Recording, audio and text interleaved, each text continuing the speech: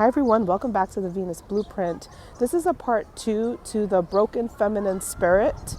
Part 1, I talked about incels and specifically incels who are fathers. And the feedback that I got on that was very revolutionary for the people and the women who shared their stories with me. I am doing this for people like you, for us who experienced some level or grade of these experiences. In this video, I want to talk about prostitution.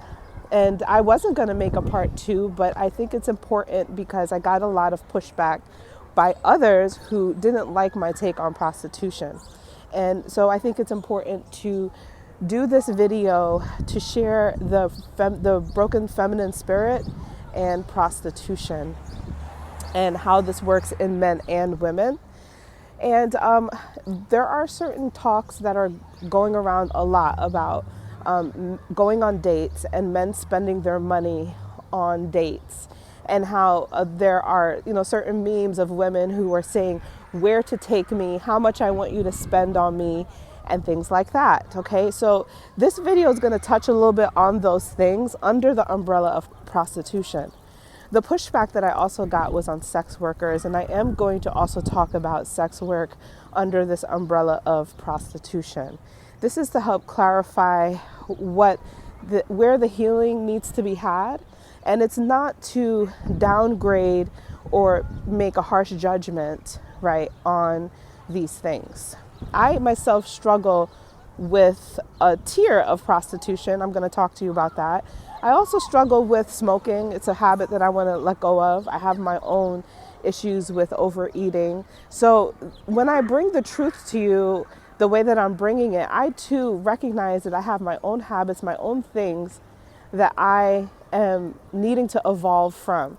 And that's what this is a safe space for. It's a safe space to understand where we're at and to start creating a blueprint in order to evolve from it if we truly want a better life.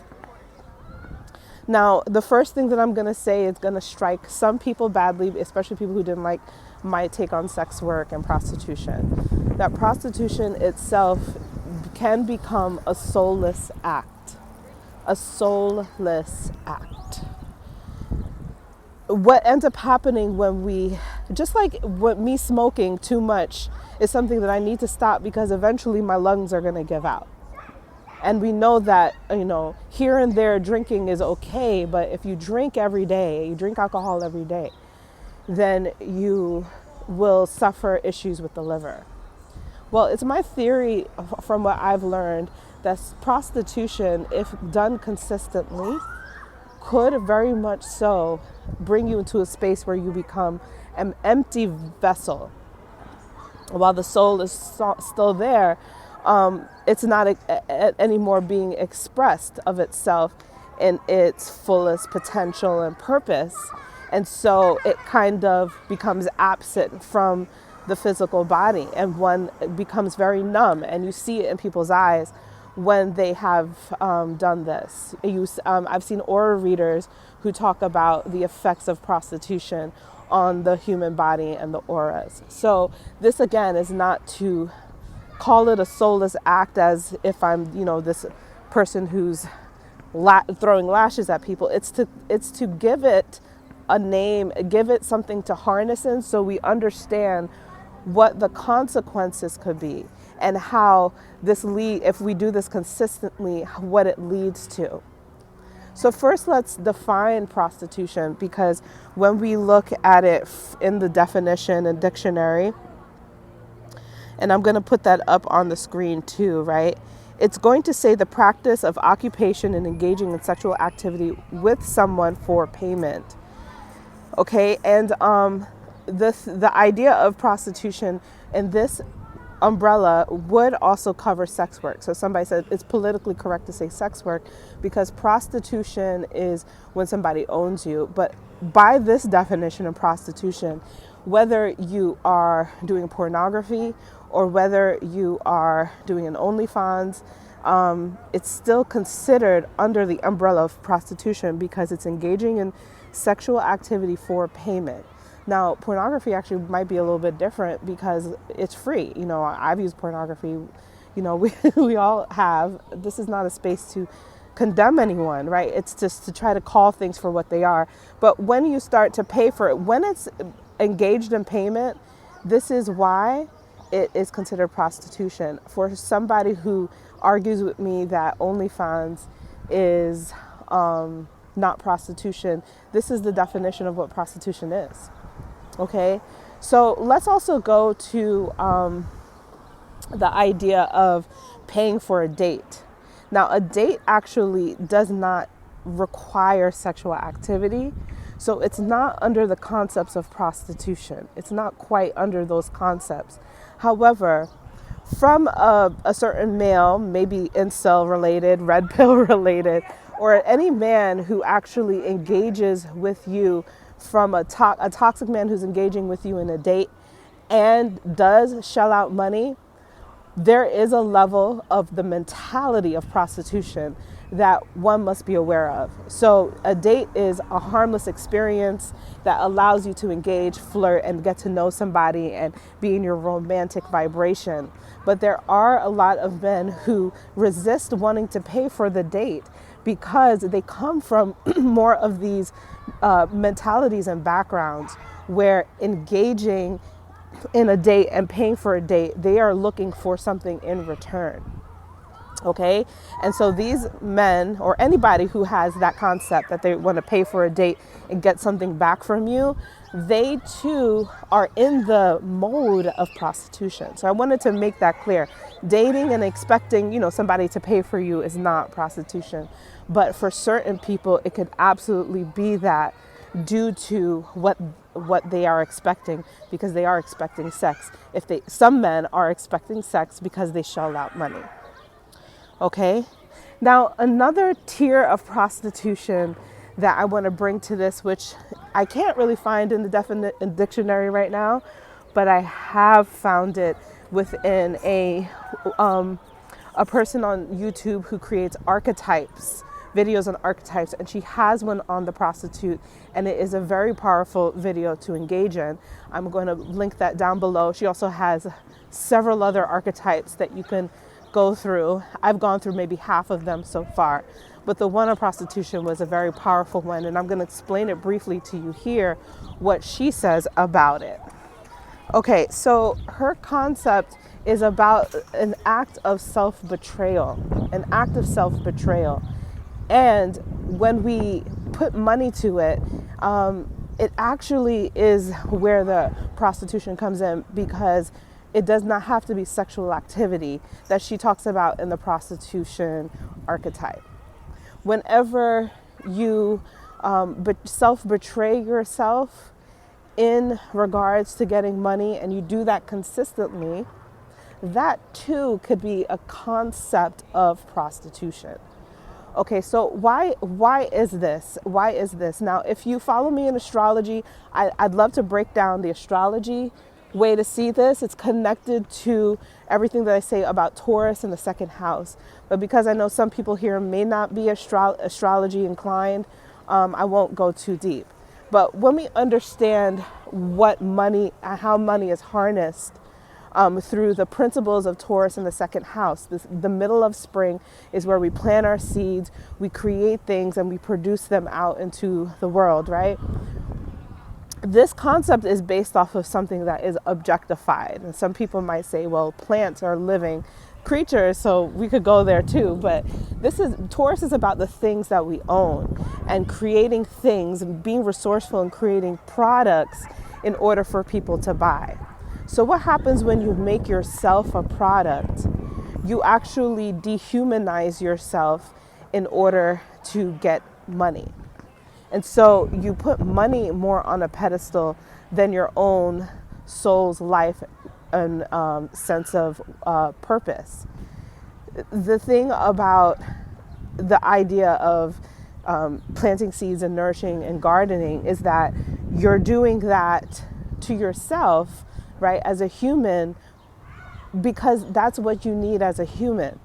You take care of yourself, you dress yourself up, you express yourself with makeup, you put your hair together, To put that all in a space where you create a product of yourself would have to be differentiated. You would have to be able to say, okay, I get dressed up and I do this for me, instead of I get dressed up and I do this for something else. And this is why, because a human is an object, but not. A human is not an object. At least to be human and to treat people as human is to not treat them as an object.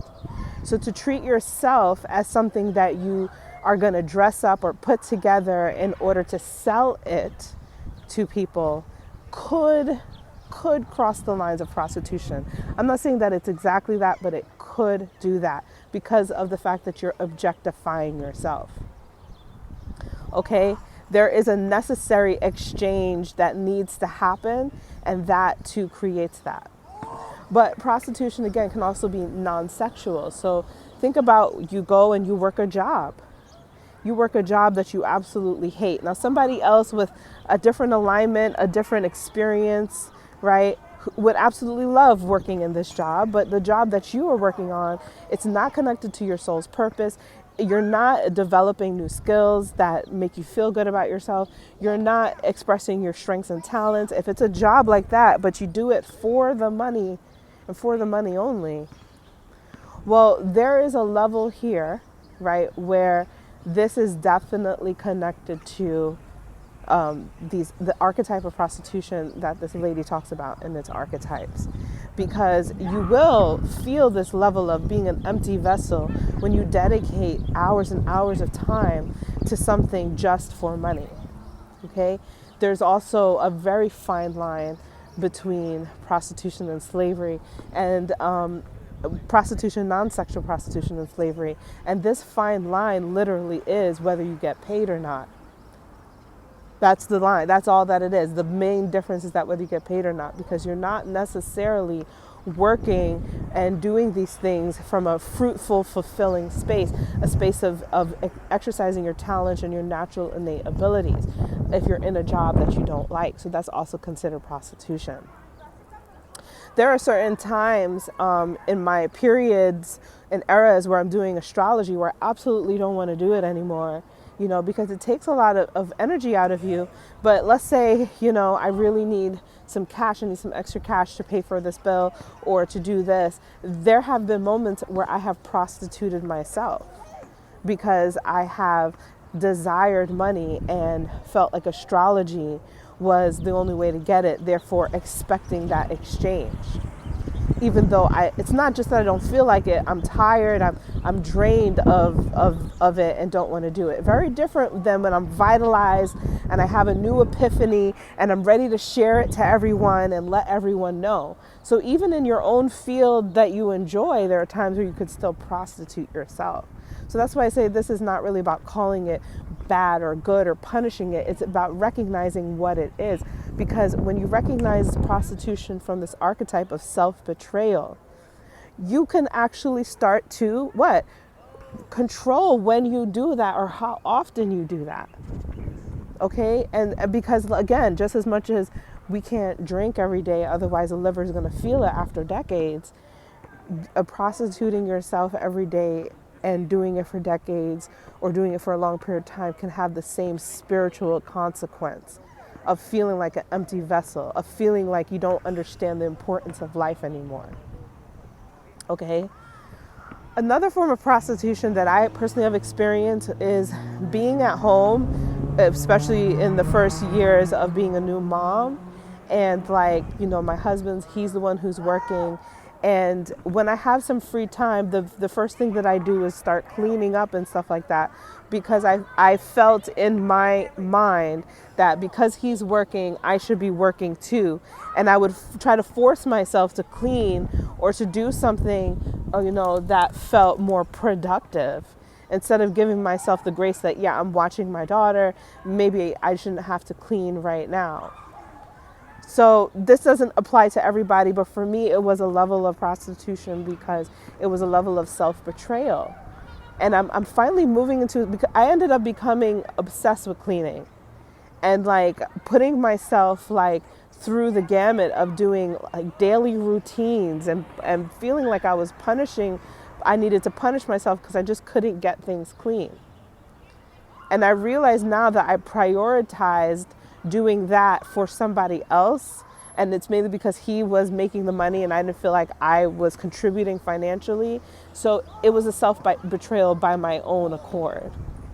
Because for me specifically, it would be better for me to engage maybe in studying astrology, because that's a hobby I love to do on my free time, or work on doing my makeup or doing my hair.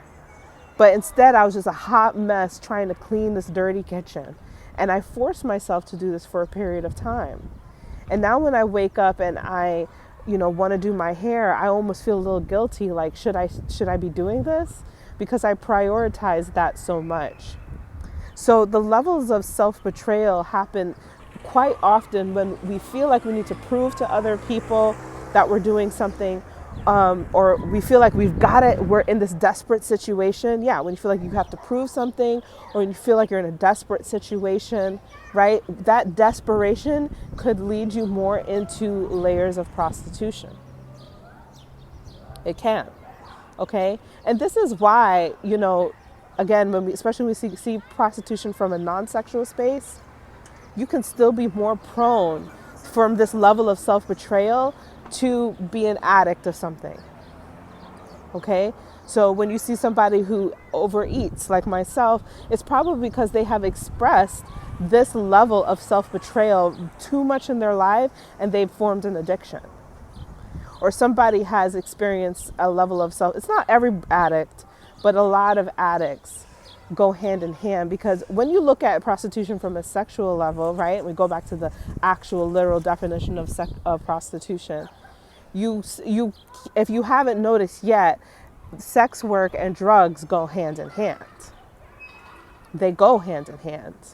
And it's because one has to not listen to the parts of themselves that they're betraying in order to engage in the act. And some of them have to give an illusion that they're enjoying themselves when they're truly not. So this is the importance of understanding it for what it is versus the need to shame anybody for it, even though I do feel like there is healthy shame. I've learned that there is a healthy shame, because every time I need to smoke, I have a little bit of healthy shame that I'm at least seeing it for what it is. And I'm like, look, I've got to do something about this. I can't do this all the time.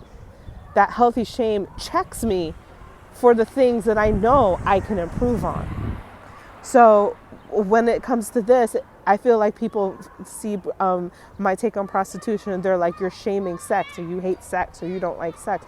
And it's on the contrary. It's actually that I'm seeking healthier expressions of it that can influence us deep from when we blossom into our hormonal stages into our older ages.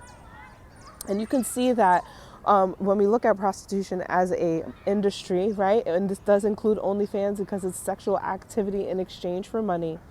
That what ends up happening is that there is a level of ownership. There's a level of hierarchy that starts to intermix with sexual appeal and attraction. And I think that we don't even realize that what people call beauty today is based off of a prostitution business or a sex industry that has cultivated what is the true prettiness, right? What is pretty, right? A lot of this comes from prostitution. Now, of course, you can have, like even in pornography, various categories, and people have different tastes and fetishes, but I'm talking about hierarchical and superiority. It starts to happen across the board. And everybody in their own domain has a sense of what that is, because everybody in their own domain has different tiers of prostitution based off of cultural desires and things like that. But I can at least speak on the experience of being a Black woman, that this is about, if you can get as white as you can, you'll be prettier, right? So these rules, or these, I don't even know if they're called rules, but these elitist, privileged concepts of what beauty is trickling from the prostitution, the sex industry, the exchange for sex industry. And as sex becomes more of a business, a prostitution business, right? The way that we interact with each other on a personal level with sex is also influenced by that business. So is the prostitution business a bad thing? That's up for you guys to decide. But to recognize its influence on our daily perception of self, on how pretty you feel compared to another woman, these things are coming from that industry. So I hope that this helps you to see that this type of energy, right, can be very depressing on the feminine spirit, because the feminine spirit has a lot more of variations to express herself. And when you condense her sex and energy into just one way of being, or one way that she aspires to be in order to get something that is just a tool, right? I aspire to be pretty in order to get a tool, either money or, sex from a guy, wherever. You actually confine it still. You confine the feminine spirit to just one way. So it's not to say that that one way is the problem. It's just that that one way is dominating versus a synergy of many different ways that one can express their sexuality. And this is why I think we have a lot of feminine spirits that resist wanting to be too sexy for various reasons, which we do talk about in the incel video, but also because it is actually bound to one way as the sex industry, the way that it is, grows to be this industry. Okay? And so there's also ways that we cannot see. But even just the simple way of combining sex and love, unconditional love with sex, with a partnership, is very difficult in today's day and age. And I think that the people who suffer, I was going to say the people who suffer the most are the buyers, but I think it's both. I think it's the people who suffer the most are the men who bought into it, but also the women who participate in it. Because they too can say, well, I'm prettier than you. And where's that coming from? That's coming from the sex industry and its dominance and hierarchical choices of what is more valuable in the exchange of sex. Right? So really, maybe I'm just at the brink of this. Maybe there's a point to all of this that we all should aspire for one thing. But I know from my spiritual experiences that the femininity and masculinity is to aspire for the one thing, to go for a more, structured, point of view. And so women are more in their masculine when they participate like this. And we just don't have enough of a voice of the sexual part of the feminine that doesn't need to just be one way. And so when we look at the dating scenes and the ability to find somebody that you want to mate with, that you want to have sex with, or any of it, it's all coming from the rules and laws that the industry has created based off of what is considered more valuable and more sexier and will make more money. And so this is why even the friction of dating and choosing to pay money on both sides, the men who resist it and the women who want it, are there because of this diabolical entity that's kind of like invisible. It's invisible, which is well, I'm not going to pay if you don't look the part, and I'm not going to look the part if you don't pay. And so we lose a little bit of the organic need to just get to know each other without this level of exchange. So I'd love to hear your thoughts on what I just presented, and I really hope that I can grow from this. And what I have is not what I see as the end. I see it as just the beginning of unlocking what is and how we can free the feminine spirit in her sexuality. Thank you very much. Peace and love.